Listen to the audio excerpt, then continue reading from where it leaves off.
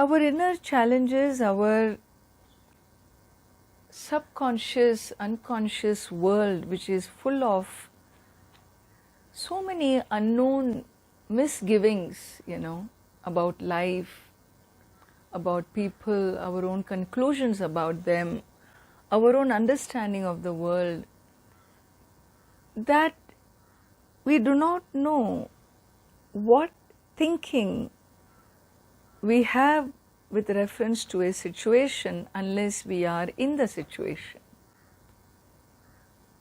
We say always, that a generous man, a philanthropist, is a philanthropist not in a title. It's only when a situation arises and he shows his philanthropy, when he gets to experience his philanthropy, then he can say, yeah, I was so generous because there was a need. So for me to express my strength, in front of me the need must arise, It is when there is a beggar in front of me, I get to see whether I have generosity or judgment of that person. And therefore you blossom, you grow, you nurture your goodness. Not when everything is prosperous and fine, You nurture your goodness only when things are not fine. Because those are the moments of challenges where you see whether, am I able to rise above the situation? Am I able to give? Am I able to be a contributor? And therefore, the ownership of one's higher nature calls for the need for that higher nature to express from you, from within you. And this expressing this higher nature when there is a need is really the test of my sadhana. So we create contexts, we create situations, and many times we may not create, but the universe provides challenging situations only for us to cognize whether I am operating from a higher consciousness, a higher maturity, or am I operating from a lower maturity, For that I need context.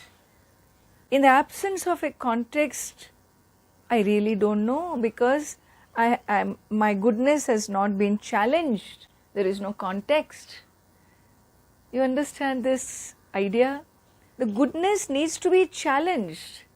Then I know whether I am good or I am also as nasty as the other.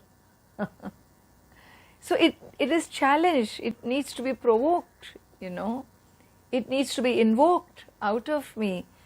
And then I realize, hey, is goodness being invoked or anger is being provoked? So this calls for an external context. So when we are committed to a spiritual life, and spirituality is about nurturing sattva guna in ourselves, above rajas and tamo guna, this sattva quality is the quality of the mind that will help me retain my learning. Rajas will never allow me to sit in my self-knowledge, in my reflections. It is only sattva guna. And therefore, nurturing the sattva guna is about being ready to take any challenge that comes to me. My journey is very simple. It is about oneness. It's about unconditional love. It is about compassion, it's about karuna, it's about inner peace.